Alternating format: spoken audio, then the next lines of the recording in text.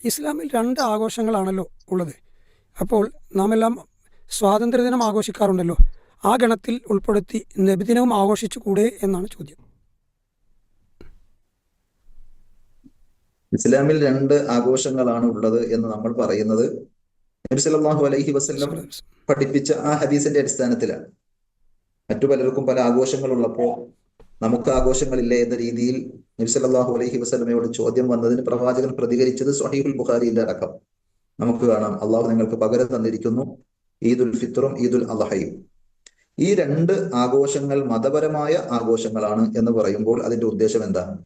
മതപരമായി നമുക്ക് പ്രതിഫലം കിട്ടുന്ന സംഗതിയാണ് എന്നാണ്.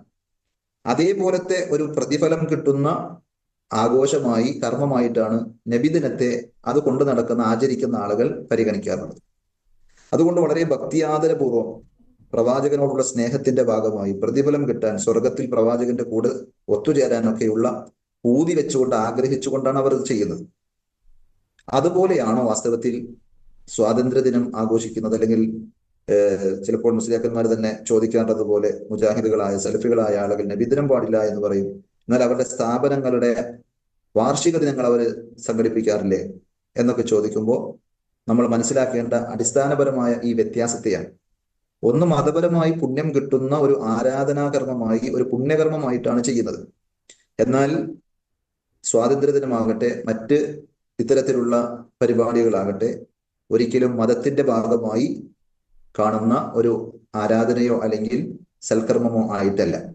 അതുകൊണ്ട് തന്നെ മതത്തിൽ ഒരു കാര്യം നമ്മൾ കടത്തിക്കൂട്ടുമ്പോൾ മൻ അഹ്ദസ ഫീ അംരിനാ ഹാദാ മാ ലൈസ മിൻഹു ഫഹുവ റദ്ദ്, ദീനിലില്ലാത്ത എന്തെങ്കിലും ആരെങ്കിലും കടത്തിക്കൂട്ടിയാൽ അത് തള്ളപ്പെടേണ്ടതാണ്, അള്ളാഹുവിന്റെ അടുക്കൽ പരിഗണിക്കപ്പെടുകയില്ല എന്നത് വളരെ വ്യക്തമായി നബി സല്ലല്ലാഹു അലൈഹി വസല്ലം പഠിപ്പിച്ചിട്ടുണ്ട്. വിശുദ്ധ ഖുർആനും പറഞ്ഞില്ലേ, അൽ യൗമ അക്മൽതു ലക്കും ദീനക്കും വഅത്മംതു അലൈക്കും നിഅമതി വറദീതു ലക്കുമുൽ ഇസ്ലാമ ദീന. ഇന്നേ ദിവസം നിങ്ങൾക്ക് പരിശുദ്ധ ദീനുൽ ഇസ്ലാമിനെ ഞാൻ പൂർത്തിയാക്കി തന്നിരിക്കുന്നു, മതമായി ഇസ്ലാമിനെ തൃപ്തിപ്പെട്ട് തരികയും ചെയ്തിരിക്കുന്നു എന്ന്. അപ്പോ നബി സല്ലല്ലാഹു അലൈഹി വസല്ലം പഠിപ്പിച്ചതും പൂർത്തീകരിച്ചതും സ്വഹാബത്ത് സ്വീകരിച്ചതും പ്രയോഗവൽക്കരിച്ചതുമായ ഇസ്ലാമിൽ എന്താണോ ഉള്ളത് അതാണ് മതപരമായി നമ്മൾ ആചരിക്കേണ്ടതും അംഗീകരിക്കേണ്ടതും. അപ്പൊ മതം എന്നുള്ള നിലയിൽ നമ്മൾ ചെയ്യുന്ന, ആചരിക്കുന്ന, ആഘോഷിക്കുന്ന എല്ലാറ്റിനും എന്ത് വേണം?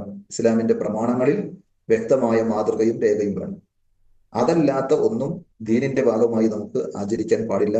എന്നാൽ കേവലമായ ഭൗതിക താല്പര്യങ്ങൾക്ക് വേണ്ടി, ദുനിയാവിലെ ചില മസ്ലഹത്തുകൾ പരിഗണിച്ചുകൊണ്ട് രാജ്യത്തിന്റെ ഒരു പൊതു ശ്രേണിയിൽ മുസ്ലിങ്ങളും കൂടെയുണ്ട് എന്നതിന്റെ ഭാഗമായി, പ്രത്യേകിച്ച് ഇസ്ലാമിനെയും മുസ്ലിങ്ങളെയും ഒക്കെ ബോധപൂർവം അപരവൽക്കരിക്കാൻ, അവരെ ശത്രുപക്ഷത്ത് നിർത്താനും അതിലൂടെ ലക്ഷ്യം നേടുവാനും ഒക്കെ ശ്രമിക്കുന്ന പലരും ഉണ്ട് എന്ന് തിരിച്ചറിയുമ്പോൾ ആ രാജ്യത്തോടുള്ള പൂർവ്വം സ്നേഹവും പ്രതിബദ്ധതയും ഒക്കെ പുലർത്തിക്കൊണ്ട് അത്തരം പ്രവർത്തനങ്ങളിൽ ഭാഗവാക്കാകുന്നത് ഒരിക്കലും എന്തല്ല, മതത്തിൽ ബിദ്അത്തുകൾ ഉണ്ടാക്കാൻ, പുത്തൻ ആചാരങ്ങളും ആഘോഷങ്ങളും ഉണ്ടാക്കുവാനുള്ള തെളിവല്ല. അതിന്റെ മറപിടിച്ച് ഇത്തരത്തിലുള്ള ആചാരങ്ങൾ ദീനിലേക്ക് കൊണ്ടുവരുന്നത് ഒരിക്കലും ന്യായീകരിക്കുവാനും നമുക്ക് സാധിക്കുകയില്ല.